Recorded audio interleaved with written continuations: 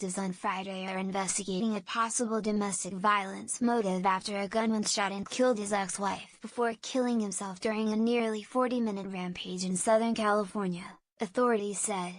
Javier Casarez fatally shot himself as a deputy closed in on him after the killings in Bakersfield, about 90 miles, 145 kilometers, north of Los Angeles, Kern County Sheriff Donna Youngblood said Thursday. Casarez, 54, shot his ex-wife and a man at a trucking company before chasing after another man, killing him, and then driving to a home where he shot dead a father and daughter on Wednesday.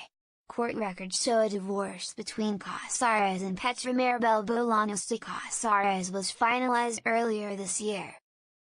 In his petition for divorce filed in December, Casarez accused Bolaños of cheating and asked the judge for his wife's text messages to specific phone numbers. The judge denied the request.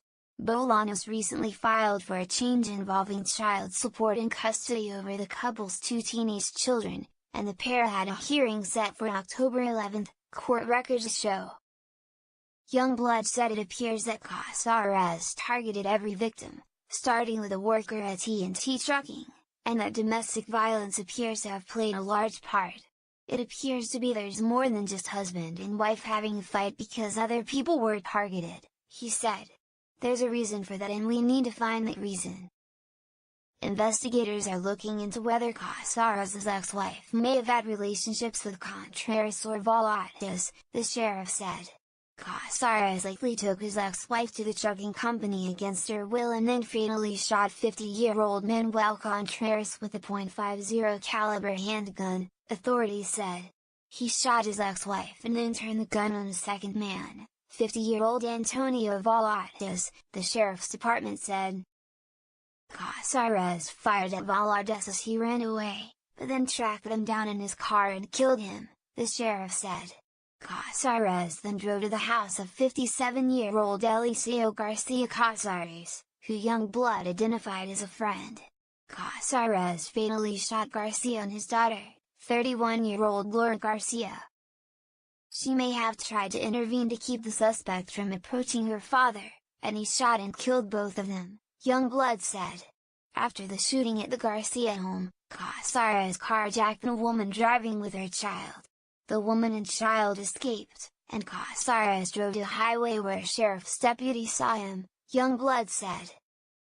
As the deputy closed in, yelling at Casarez to drop his gun, Casarez fatally shot himself in the stomach, according to graphic body camera footage released by police on Facebook.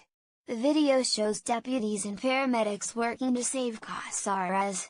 Deputies look over Casarez's gun and talk about how he would have had to reload it during the rampage.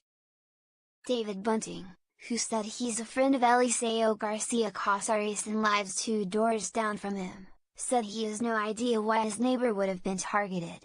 He said Garcia was a self-employed truck driver who always was with his grandkids when not working, often driving them around on his golf cart. He's a really nice guy. I can't say enough good things about him, Bunting said. It's kind of a shock because of the kind of a person he was. He said his daughter Laura was a mother of 4 and that most of the Garcia's large family was home at the time of the shooting. He said they're devastated and in shock. He said Eliseo Garcia Casarez and his wife had 4 grown children, including a daughter who was killed in a car accident a few years ago. T&T Trucking, where the initial shooting happened, said in a statement that the company is in a state of mourning. We are greatly saddened and offer our heartfelt condolence and prayers to those who lost a loved one. About 30 witnesses were being interviewed by deputies, Youngblood said. He said Casarez was a legal permanent resident of the U.S. A .50 caliber gun used in the shootings was legally purchased in 2004, Youngblood said. Casarez had been arrested for vehicle theft in the 1980s, but he did not have a history of violent crime, the sheriff said. Youngblood called the shootings devastating, especially for Laura Garcia's children, who may have witnessed their mother's death.